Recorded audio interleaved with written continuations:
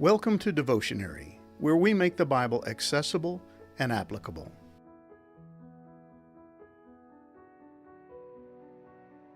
There's a lot of talk these days about the condition of the environment. Politicians and pundits of all stripes use the Earth's ecological condition as a means to push various policies and political agendas. But there's little doubt that our world is suffering because of man's abuse and misuse of this incredible resource provided for us by God. But Isaiah 24 verses 1 through 13 is going to reveal that there is a greater problem behind the sorry state of the earth's environment. It's sin. Ever since the fall, the sins of mankind have had a dramatic impact on this planet on which we live. Rather than acting as God's faithful stewards, caring for the earth and all that it contains, we've tended to treat it with disdain and disrespect, taking advantage of its many resources and using them for our own selfish pleasures. And this passage is going to support the fact that a day is coming when God will renew His creation and return it to its original pristine, pre-fall state. While we should care about the environment and do all that we can to clean up and care for the earth, God lets us know that it is irredeemable and unrepairable. He won't just fix it, He will replace it. He will make all things new.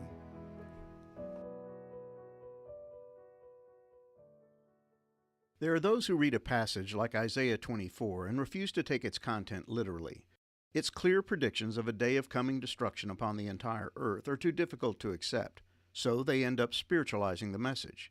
Rather than taking the passage literally, they prefer to see it figuratively and interpret its message to be that of a time of spiritual decline on the earth.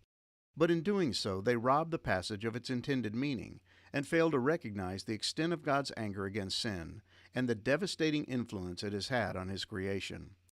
God has delivered a series of oracles against the nations. Now He turns His attention to earth itself. It too had become corrupted because of the fall. Paul wrote to the believers in Rome, telling them that God's creation was longing for the day when it will be renewed and set free from the death and decay that mars it. Against its will, all creation was subjected to God's curse. But with eager hope, the creation looks forward to the day when it will join God's children in glorious freedom from death and decay. For we know that all creation has been groaning as in the pains of childbirth right up to the present time. Romans 8 verses 20 through 22.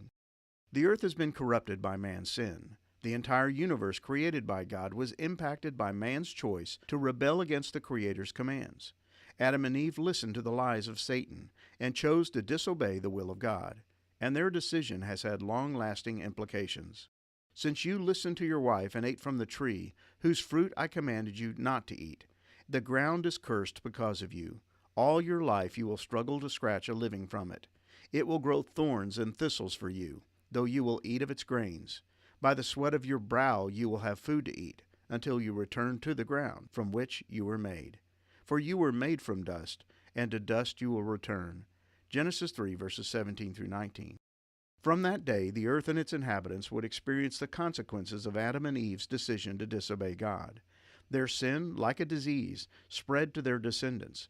It infected the future generations. And rather than enjoying unbroken fellowship with God in the pristine atmosphere of the garden, man was cast out of God's presence and doomed to live in a world that would no longer willingly submit to His dominion. Before Adam and Eve decided to disobey God, they were given a clear mandate from God. Be fruitful and multiply. Fill the earth and govern it. Reign over the fish in the sea, the birds in the sky, and all the animals that scurry along the ground. Then God said, Look, I have given you every seed-bearing plant throughout the earth, and all the fruit trees for your food.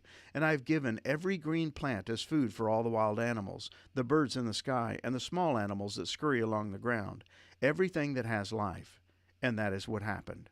Genesis 1 verses 28 through 30. But because of sin, things changed dramatically. Death entered the scene. Chaos replaced the peace of the garden. The creatures of the earth developed an innate fear of man and an animosity toward one another. Rather than enjoying the peaceful existence that marked the garden, animals began to devour one another. No longer satisfied with vegetation as its food source, the animal kingdom developed a taste for blood. The signs of sin's impact on the world are clear. Earthquakes, tsunamis, floods, famines, fires, droughts, tornadoes, and hurricanes. These are the groanings mentioned by Paul in his letter to the believers in Rome. The world is damaged. It is not as God originally created it. In Genesis 1, after God had finished His work of creating the world, we read, God saw everything that he had made, and behold, it was very good. Genesis 1, verse 31. But that is no longer the case. It is not good. It is flawed and marred because of the presence of sin. But the Isaiah passage clearly states that the day is coming when God will rectify the problem. But to do so, he will have to destroy what has been damaged. He will not simply put a Band-Aid on it. God will not renovate his broken world. He will recreate it. And the book of Isaiah warns of a day when God will destroy all that has been damaged by sin. Look, the Lord is about to destroy the earth and make it a vast wasteland. Isaiah 24, verse 1. The earth will be completely emptied and looted. The Lord has spoken. Isaiah 24, verse 3. And Isaiah makes it clear why this will happen. The earth suffers for the sins of its people, for they have twisted God's instructions, violated his laws, and broken his everlasting covenant. Isaiah 24, verse 5. We are responsible. Only man was created in God's image, and our unique status as stewards of his creation makes us responsible for the sorry state of the world. And Isaiah pulls no punches when he reveals that, because of our disobedience, a curse consumes the earth. Isaiah 24, verse 6. But long before God destroys the earth to recreate it, he will bring judgment upon the world, and he will use the earth to enact his judgment upon sinful mankind. Its people must pay the price for their sin. They are destroyed by fire, and only a few are left alive. The grapevines waste away, and there is no new wine. All the merrymakers sigh and mourn. Isaiah 24, verses 6 through 7. The grapevines will dry up and no longer yield their fruit, and this single act of God's judgment will have a devastating implication. Gone are the joys of wine and song. Alcoholic drink turns bitter in the mouth. Isaiah 24, verse 9. There will be no wine for use in celebrations, and the lack of wine will result in people hoarding it in their homes, causing others to break in and steal it. Wine, once associated with joy and gladness, will become hard to come by, and its unavailability will cast a dark cloud over the earth. Joy has turned to gloom. Gladness has been banished from the land. Isaiah 24, verse 11. At this very moment in time, things are not as they should be. The creative order is marred by sin. We live in a world dominated by chaos and confusion. But Isaiah warns that it's going to get worse, not better.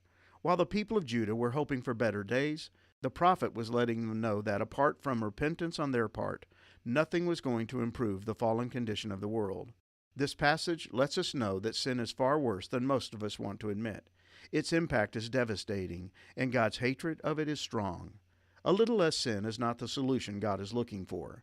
Slightly improved behavior on the part of mankind is not going to fix the problem. Just as sinful man must be regenerated and renewed by God, so must the world be, and it will be. The Lord is not slow to fulfill his promise, as some count slowness, but is patient towards you, not wishing that any should perish, but that all should reach repentance. But the day of the Lord will come like a thief, and then the heavens will pass away with a roar, and the heavenly bodies will be burned up and dissolved, and the earth and the works that are done on it will be exposed. Since all these things are thus to be dissolved, what sort of people ought you to be in lives of holiness and godliness, waiting for and hastening the coming of the day of God, because of which the heavens will be set on fire and dissolved, and the heavenly bodies will melt as they burn?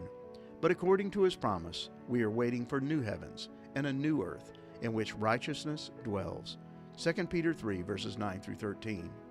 And in the final book of the Bible, the Apostle John shares the vision he received that reveals the final consummation of all things. Then I saw a new heaven and a new earth, for the first heaven and the first earth had passed away, and the sea was no more. And I saw the holy city, New Jerusalem, coming down out of heaven from God, prepared as a bride adorned for her husband. And I heard a loud voice from the throne saying, Behold, the dwelling place of God is with man. He will dwell with them, and they will be his people, and God himself will be with them as their God. He will wipe away every tear from their eyes, and death shall be no more. Neither shall there be mourning, nor crying, nor pain any more, for the former things have passed away. And he who was seated on the throne said, Behold, I am making all things new. Revelation 21, verses 1 through 5.